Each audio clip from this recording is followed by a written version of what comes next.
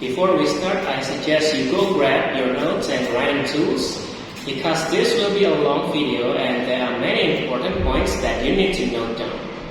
And trust me, it's complicated and you might want to replay this video a few more times. So click pause here if you do not have your notebook and writing tools yet. One of the characteristics that separates living organisms from the non-living things is the ability to reproduce. Reproduction can be done in two manners, sexual and sexual. A sexual reproduction generates genetically identical offspring and does not involve any sex cells or so-called gametes. This kind of reproduction can be performed by unicellular organisms such as amoeba, paramecium, bacteria, but also by the plants through budding, vegetative propagations, and many more. Sexual reproduction, on the other hand, it involves gametes. In these reproduction methods, the male gamete must meet the female gamete in order to fuse into a zygote in a process we call fertilization. Plants are capable of this through the use of flowers. And in this chapter, however, we will only be focusing on the sexual reproductions of human. Well, most of the organ system of the body functions almost continuously to maintain the well-being of the individual. However, there is an exception to these rules, which is the reproductive system that appears to be in hibernation or slumber until the individual reaches the puberty. The gonads, aka the primary sex organs, will produce the gamete and also secrete sex-related hormones.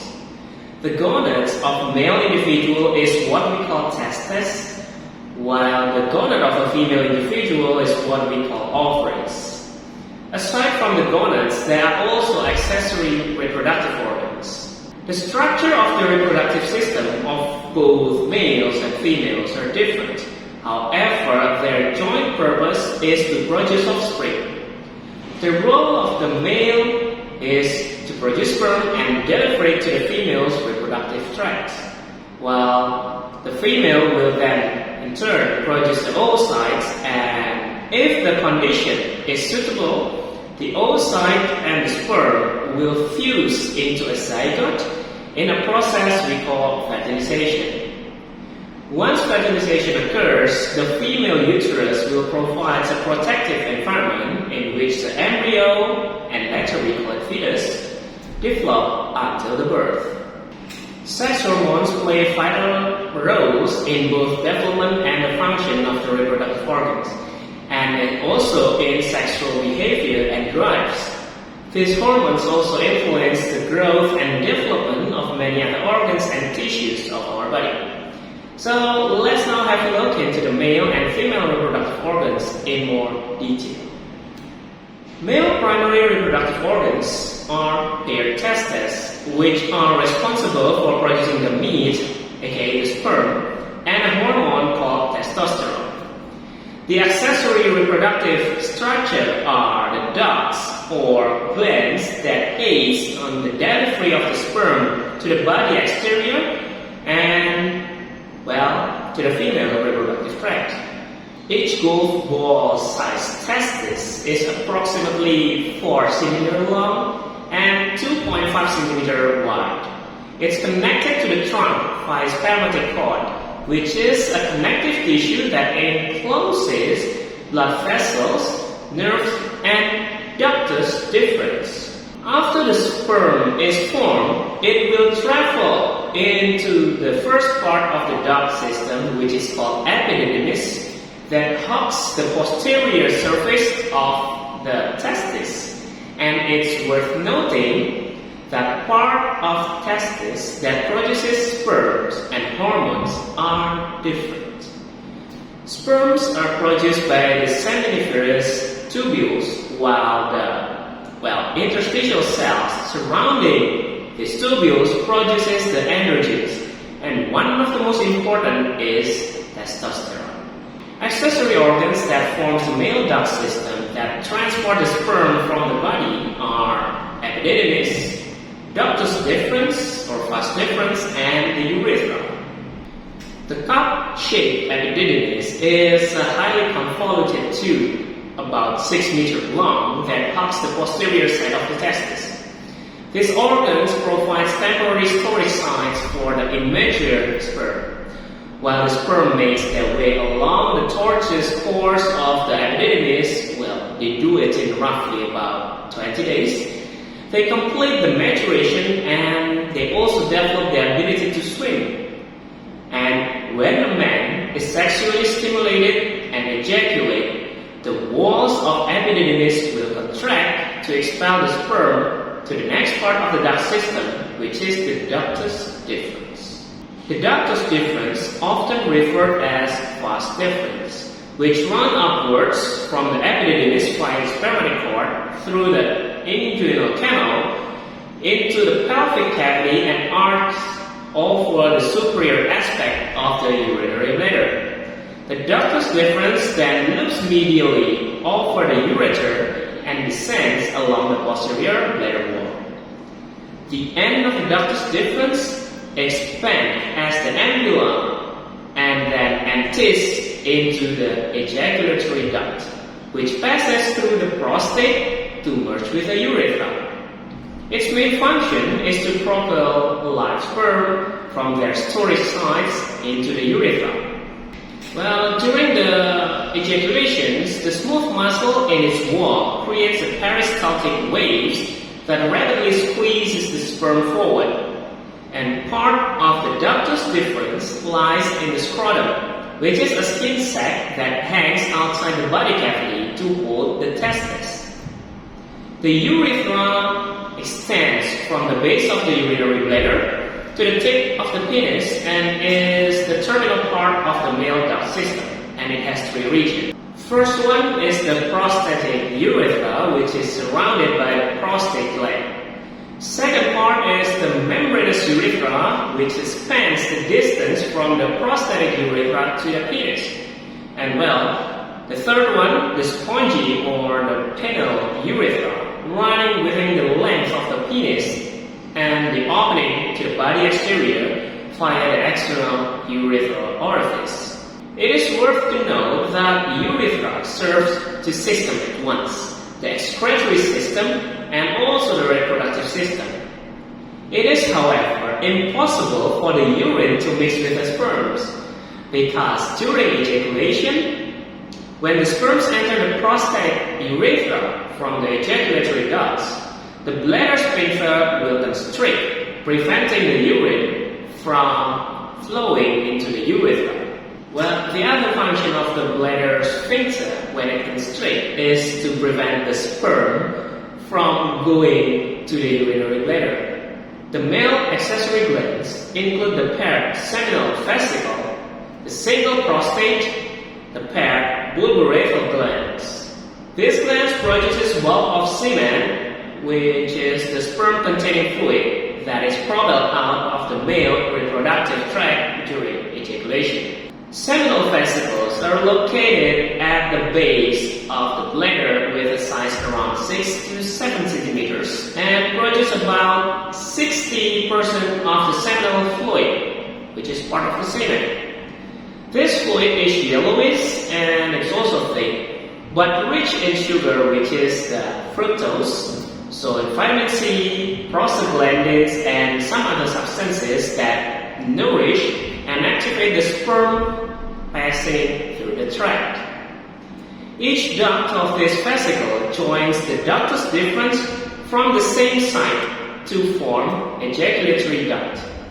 This enables the sperm and the seminal fluid to enter the urethra together during the ejaculation. Prostate. It's a single donut-shaped gland with a size of a peach pit.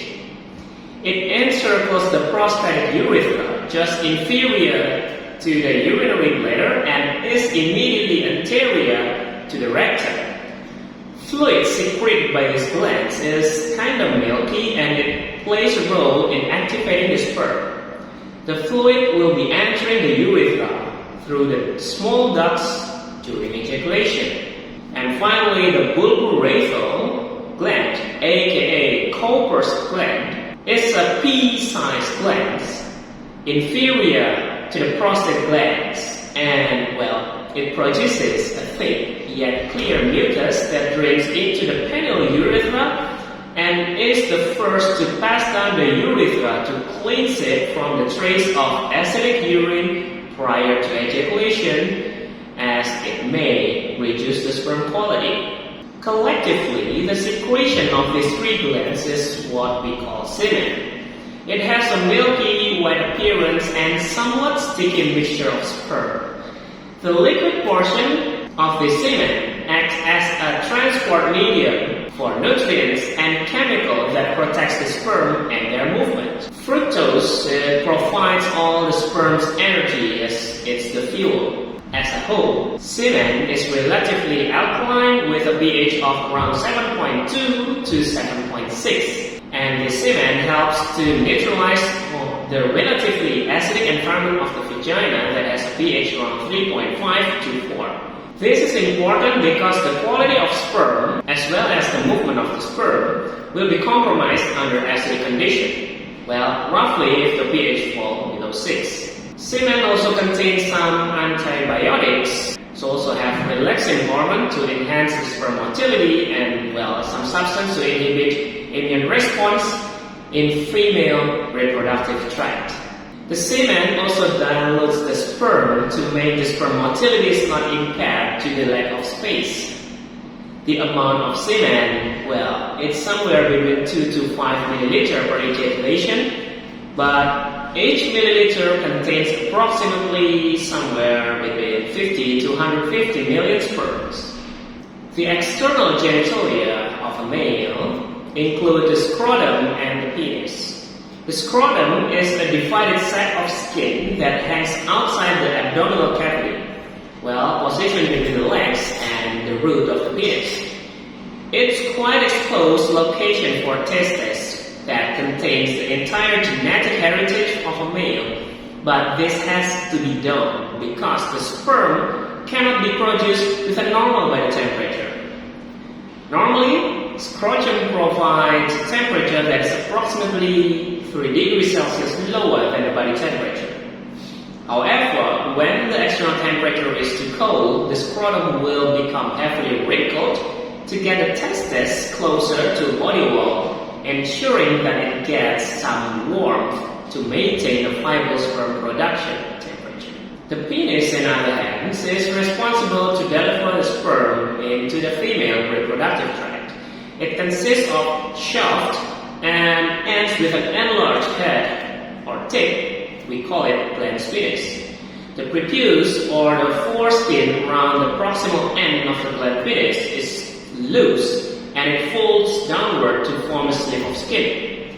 This foreskin is frequently removed surgically in a process we call circumcision.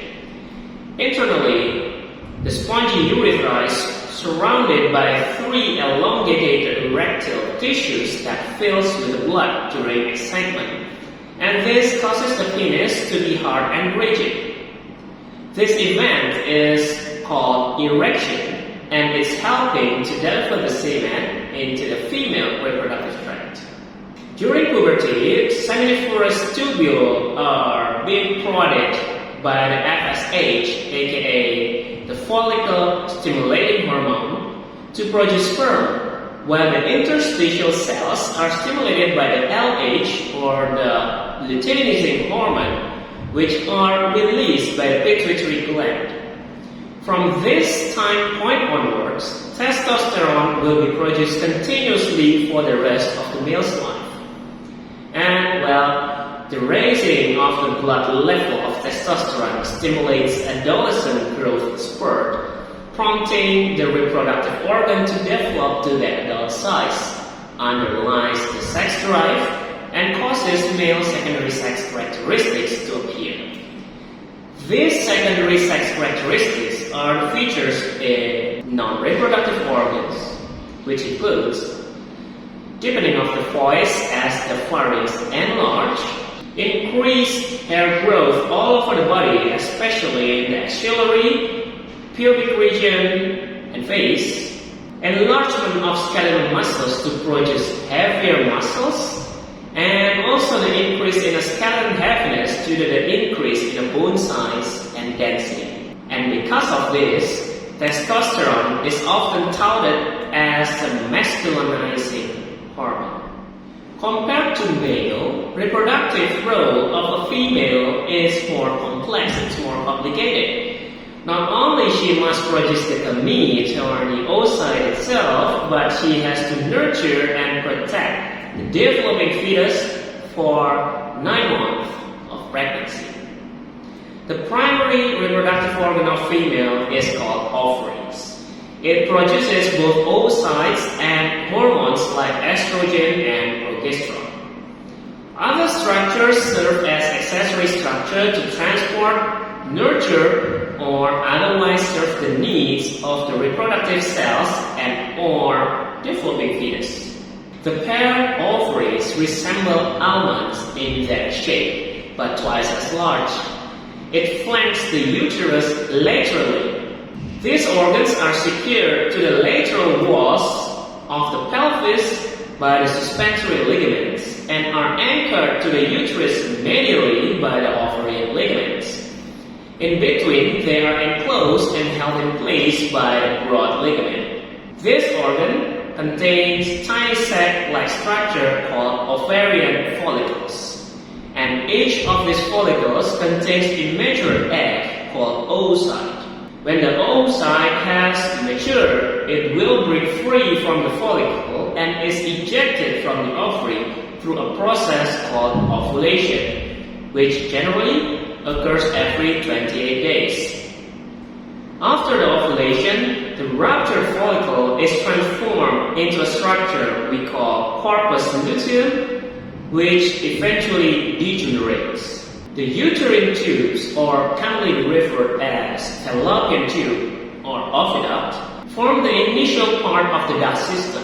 They receive this ovulated oocyte and provide a site where the fertilization can occur. Unlike the male reproductive organ though, there is little to no actual contact between the uterine tubes and the ovaries. The distal ends of the uterine tube expands into a funnel shape in fundibulum, which has a finger-like projection called fimbriae. As an oocyte is expelled out of the ovary, the waving fimbriae will create a current that carry it to the uterine tube. And the tube will then perform peristalsis movement, and with the help of rhythmical beating of cilia in its inner lining, it delivers the oocyte to the uterus. Each of the uterine tubes has a length of approximately 10 centimeters and extends medially from the ovary to empty into the superior region of the uterus. And just like the ovaries, these tubes are enclosed and supported by the broad ligament. The uterus is located in the pelvis, located between the urinary bladder and the rectum. It's a hollow organ that functions to receive, retain, and nourish fertilized egg and aid in childbirth. In a woman that has never been pregnant, it's about the size of a pear, and during the pregnancy, its size increases tremendously. The uterus is suspended in the pelvis by the broad ligament and is anchored anteriorly and posteriorly by the round ligaments and uterosacral ligaments respectively. The major portion is referred to as body. The rounded region superior to the uterine tube is called fundus, while the narrow outlet that protrudes inferiorly into the vagina is called cervix. Speaking about uterus, it has a thick wall that consists of 3 layers. The inner layer or the mucosa is called endometrium. If fertilization occurs, the fertilized oocyte, actually the young embryo by the time it reaches there, it reaches the uterus, it will burrow into the endometrium in a process called implantation and resides there for the rest of the development. When a female is not pregnant, the endometrial lining sloughs off periodically, generally every 28 days, in response to changes in the level of ovarian binding hormones in the blood. And this process is what we call menstruation or menses. It's often referred to as a period, as in a woman getting her period. The bulky middle layer of the uterus is a wall called myometrium, which is composed of interlacing bundles of smooth muscle. It plays an active role during the childbirth, forcing the baby out of the mother's body by contracting rhythmically. And well, the outermost serous layer is called perimetrium or visceral peritoneum. Next on the list is vagina. It's a thin wall tube with a length around 8 to 10 centimeters that lies between the bladder and the rectum. It extends from the cervix to the body exterior and often referred as the birth canal because it provides the passageway for delivery of an infant and for the menstrual flow to leave the body. Because it receives the penis and sperm during the sexual intercourse, it is the female organ of copulation. The distal end of the vagina is partially closed by a thin fold of mucosa called hymen. The hymen is very vascular and tends to bleed when ruptured during the first sexual intercourse. However, its durability varies, and in some female, it's torn during the sport activity or during a pelvic examination. In some cases, it's so tough to the point that it must be ruptured surgically for the intercourse to occur. Female reproductive structures located external to the vagina are the external genitalia, which is called vulva. It includes a mons pubis, which is a fatty, rounded area overlying the pubic symphysis, the labia, which is enclosing a region called the vestibule that contains the opening of the urethra, clitoris, which is a protruding structure that corresponds to male's penis but, lacking reproductive duct, a pair of the mucus-producing glands called greater vestibular glands that flanks the vagina to lubricate the distal end during the intercourse, and lastly, vaginal orifice, which is the vagina's opening itself. As the ovaries become active at puberty and the oocyte production resumes, they also begin to produce ovarian hormones. The follicle cells of the growing and mature follicles produces estrogen that causes the appearance of the secondary characteristics of female. Those secondary characteristics are enlargement of accessory organs of the reproductive system of the female, like the uterine tubes, the uterus, vagina, external genitals, development of the breast, appearance of axillary and pubic hair, increased deficit of fat beneath the skin in general, particularly the hip and breast, widening and lengthening of the pelvis, the onset of menses or menstrual cycle. Estrogens also have metabolic effects like maintaining low total blood cholesterol levels and also facilitates the calcium ions uptake to sustain the bone density. The second ovarian hormone, called progesterone, is produced by the glandular corpus luteum, the structure formed following the ovulation due to the rupture of the follicle. This hormone will continue to be produced by the corpus luteum as long as the LH is still present in the blood. The corpus luteum will stop the progesterone production around 10 to 14 days after ovulation. This hormone only works with estrogens to establish the menstrual cycle, but not for secondary sex characteristics. The other major effects are exerted during pregnancy, in which it helps to maintain pregnancy and preparing breast for milk production. However, the main source of progesterone after the second month of pregnancy is the placenta, not the ovaries.